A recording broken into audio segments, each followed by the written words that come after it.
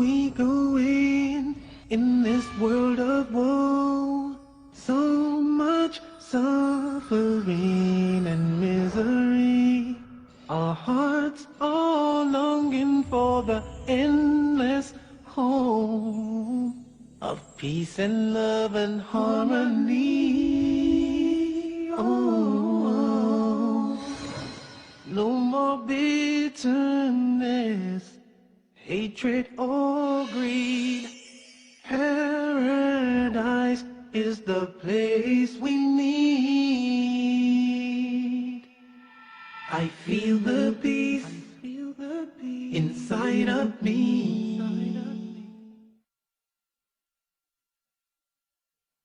Greetings and peace. This is Dr. Laurence Brown with another episode of Interfaith Issues. I'm coming to you today with a topic that might surprise a lot of you. And that is that today I'm going to talk about how I became Muslim. Through these talks and through my other works, a number of people have approached me and asked how I became Muslim and why. And if for no other reason than simply to tell the story once, answer everybody's questions, and let people know how I made this major change in my life and in my religion, I've decided to tell the story. The story takes us back to 1990. Before 1990, I was the typical American. I basically subscribed to the philosophy that the person who died with the most toys wins. I had spent my life accumulating different things of this world, and that was the only thing that I knew. That was the only objective I knew in life. In 1990, my second daughter was born. I guess I wasn't listening the first time. When my first daughter was born, Christina, about 10 months before, she did something I had never seen any child do before, and that is that she was able to stand from the very first day of life. From the very first day, if I put her on her feet, she would stand upright by herself. Now, I'm a doctor. I'm a medical doctor. I understand that that is something that a newborn baby is not supposed to be able to do. But I didn't see it as a miracle. I saw it as something interesting, something charming about this child. But I guess I didn't get the message. I guess the message had to come to me twice, and the second time in a more dramatic way. So, 10 months later, in 1990, my second daughter, Hannah, was born.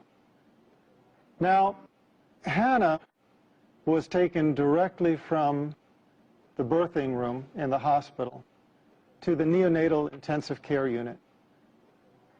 And at the time, I didn't know why. They did not tell me. I was a doctor working in the hospital. It was George Washington University Hospital, one of the most famous hospitals in the United States. That was the hospital where President Ronald Reagan went when he was shot. You cannot fault the medical care at that hospital. They had the highest medical care. So when I found out that my second daughter was blue, I was very concerned. I went and saw her in the intensive care unit. From the level of her chest down to her toes, she was a dusky, the only way I can describe it is a gunmetal blue, this deep, deep, dusky kind of blue. Now, for those of you in the medical profession, you understand what that means. A lot of people, even outside the medical profession, understand what that means, but for those of you who don't, you know how when you look at the veins in your arms, in a pale-skinned person like myself, those veins are blue. The reason why is because blood, when it is carrying oxygen, is red. When the blood does not have oxygen, it turns blue. And that was the color of my child. We took a cardiac ultrasound it showed that she had a coarctation of the aorta. Now, the aorta is the major vessel that comes off of the heart and then sweeps down to the rest of the body, carrying all of the blood for the body from the chest down. And a coarctation is a critical narrowing in that artery. We could see where the artery was normal size. We could see where it was normal size on the other side, but right in the middle, there was this tight coarctation where the artery narrowed down to almost nothing. So that was the condition of my child. She was dying. Her body was suffocating. Now, as a doctor, I understood what this meant. I had assisted on numerous cardiothoracic surgeries. I knew that this almost certainly meant for this child that she would undergo emergency thoracic surgery. They would cut open her chest. They would replace the vessel with a graft. And these children, in general, don't do well. Given the technology of the time, about 20 years ago, my expectation was that my daughter would have the surgery, survive a few years, need to have the surgery again to replace the graft as she grew, and eventually the graft would fail and she would die. Now, that was my understanding at the time. That was the understanding of the intensivist, the doctor caring for my daughter at the time. So we were standing over this one-day-old baby, not even one-day-old baby, whose body was dying for lack of oxygen, and we were just watching her die. They called in a cardiothoracic surgeon from the Children's Hospital across town in Washington, D.C. When he came to see my daughter, I had to leave because I was emotional and I was not helping things. I was not helping them to do their job. I left the intensive care unit. I went down the hallway. Because it's an intensive care unit, there's a prayer room nearby. Now, I remember very clearly walking into that room and praying for the first time in my life with sincerity. And I remember it because I had never prayed with sincerity before.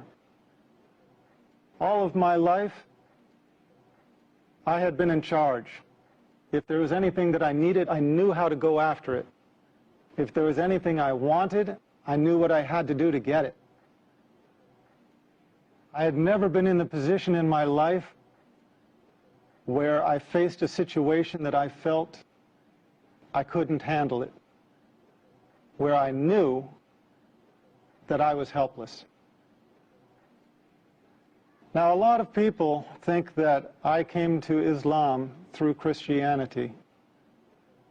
In a way, that's true, and I'll come to that. But at the time, it was not. I was never, at any time in my life, Christian. I used to be atheist. I was one of those who denied the existence of God. In fact, I tried to argue people away from believing in God. When I went into that prayer room, I remember one thing hit me right away, and that is that it was just a prayer room. There were no crosses, no crucifixes, no statues. There were no religious symbols at all. And immediately, I felt it was the right place to be. But because I was atheist, I prayed a prayer which I have since come to know is a little bit infamous. It's a kind of a weak prayer, but it has its strength. And that prayer is, "Oh God, if you are there." You have to remember, I had spent all of my life denying God, denying his existence. At that moment, I realized there was nothing I could do there was nothing in my worldly power to help this child. And I knew that the only power, if it did exist, that could help my child was the Almighty. So the only way I could pray was to pray, "Oh God, if you are there." And I admitted, I was honest. I said, "I don't know if you're there or not. But if you are there, I need help." And I made a deal. I made a promise. I asked God if He saved my daughter, and then if He guided me to the religion that was most pleasing to Him, that I would follow. And I remember those words precisely, asking Him to guide me to the religion that was most pleasing to Him and promising to follow. Well, I had been away for maybe 15 minutes. I walked back to the intensive care unit. When I entered the unit, the doctors were huddled around my daughter like a football team in the huddle. They were on the other side of the room at one end. When I walked in, they looked up at me, and I could see something had changed. When I walked up to them, the cardiothoracic surgeon just looked me in the eye and said she was going to be okay. The doctors around me did not understand it. He went on to give an explanation. He started talking about a patent ductus arteriosus and how he explained the fact that my daughter was going to be okay. And I looked around at the other doctors' faces, and I realized that I was not the only one that did not buy that explanation. And I realized that although that explanation worked for him, it just simply didn't work for me. I had prayed with sincerity for the first time in my life, and I could only believe that this was the hand of my Creator.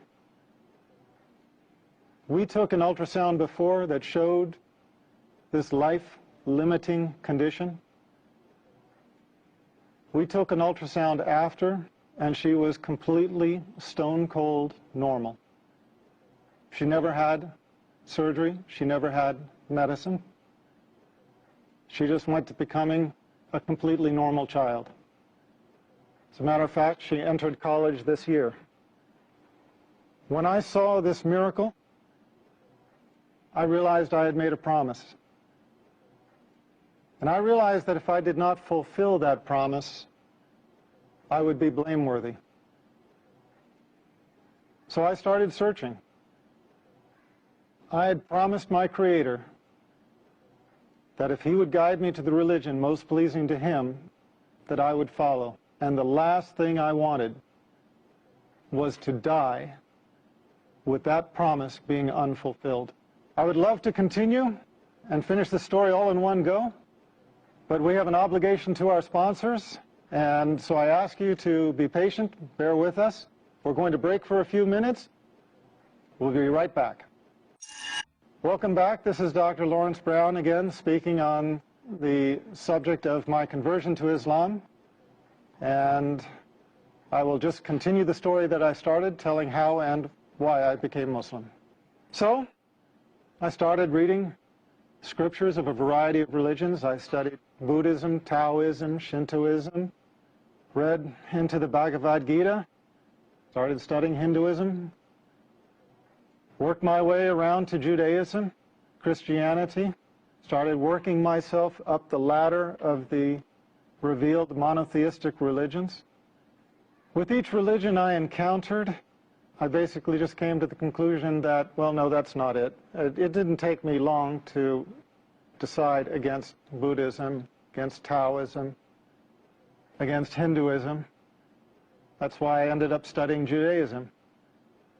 When I studied Judaism, I felt, okay, now here there is some truth, but there are also some things that I did not believe. I found inconsistencies in the Old Testament, which we'll talk about in another show, inshallah. I found the prediction of 3 prophets to follow, and that obviously raised the question, well, if those prophets do not count as John the Baptist and Jesus Christ as the first 2 of those 3, who else could it be? So I moved on to Christianity. As I studied Christianity, I just was looking for the answer anywhere I could find it. I studied with the Southern Baptists, the Quakers, the Greek Orthodox, the Roman Catholics, Mormons, Seventh-day Adventists. My head is kind of swimming with all of the sects of Christianity that I approached for longer or shorter periods of time. And in the end, I could never get my answers. I would go to the priests, having actually done something that very few Christians, in my experience, really do, and that is reading the Bible and questioning aspects of it. Now, please understand, I don't mean this to put down anybody out there. I don't mean this as a criticism to Christians who hold on to their faith, but I just mean to say that most Christians accept their faith unconditionally without really analyzing it. I found Jesus Christ calling himself the Son of Man, so I wanted the priest to tell me, why do Christians call him the Son of God if he called himself the Son of Man? I found Jesus Christ in 3 places asked, what is the most important commandment? And he said, "Know, O Israel, your God is one God." And I couldn't find the Trinity anywhere. I said, well, if the Trinity is not in the Bible, why are people teaching it? Why are people believing it? Why are people following it? Why are people professing it? And they said, well, it's First Epistle of John, chapter 5, verse 7. And I found out that that's a forgery.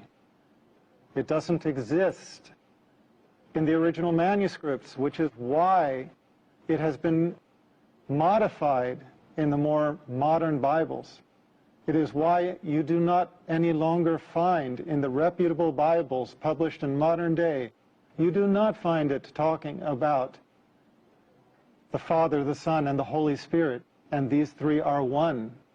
You don't find that anymore because the scholars of modern times have recognized that that was a misleading insertion. As Scofield's Reference Bible states, it's an interpolation. It's a misleading insertion. I wanted the priests to answer these questions for me, and I never found a single one of any sect anywhere who could. I felt almost more lost than before. I believed in what Jesus Christ taught. I believed that he was a prophet. I believed in God as one God. I believed that man's relation with God is direct, without intercessor. I believed that we are accountable for our actions. I could not believe that we carried the taint of original sin, a sin that we never committed.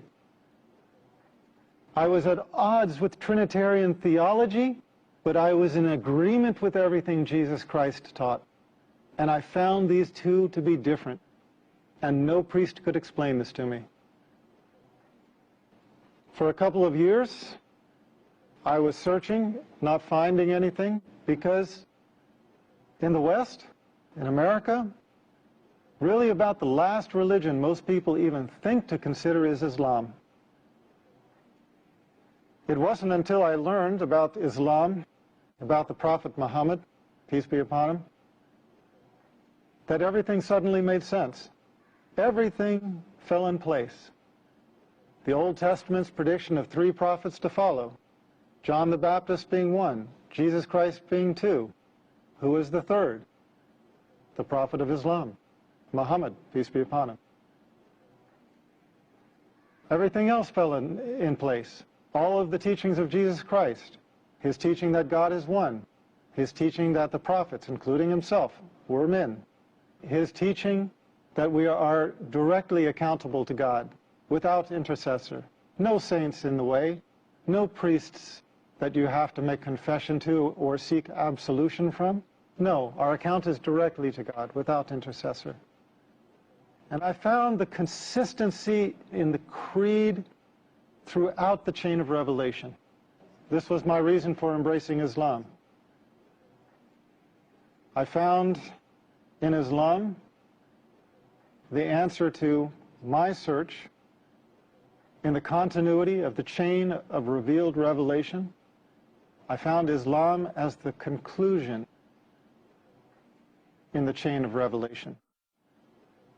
Now, that's my story. It's a very personal story, and maybe nobody benefits from it except for me. But it seems like everybody has a testimonial. And God guides who He wills. And if you are sincere, He will guide you to the straight path. But if you have some disease in your heart, if you have some insincerity, if you have some desire for the world where you do not put God as your priority, you can easily fall into this trap. You start out thanking God and you end up directing your worship to an element of His creation, worshiping the creation instead of the Creator. A few years later, as a doctor, I had a patient who had a son who was born with a lethal heart problem. It looked like he was going to die. She prayed to God. She asked for God to save her child, and she promised. Her child got better, the same as mine had. And you know what? She didn't keep her promise. She went back on it. And I guess that kind of concludes my story, because when I saw that, I realized that I didn't become Muslim because I'm so smart, because I figured it out, whereas somebody else maybe didn't. No. Here was this woman in the exact same situation. She was praying for the salvation of her child with a lethal heart defect, just as I had had a child with a lethal heart defect. And what was the difference between the two of us?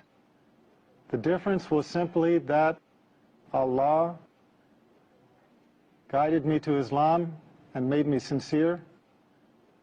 And for whatever reason, she did not. She failed in her test. If there was one message I would send to the audience, it is just this. We come to the religion of truth not on our own, except as we ask for it. Allah guides those who He wills.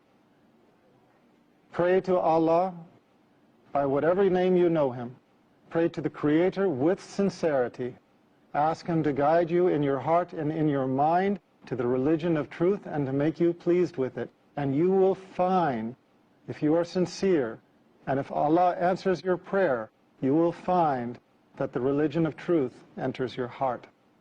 And inshallah, you will join us as a brother or sister in Islam. Thank you for being my audience on yet another episode, Interfaith Issues. We will continue again, inshallah, and I look forward to being with you then. Peace, and may God be with us all. I feel the peace, inside of me, of complete tranquility. I remember Allah, He remembers me. Feel the peace, feel the breeze.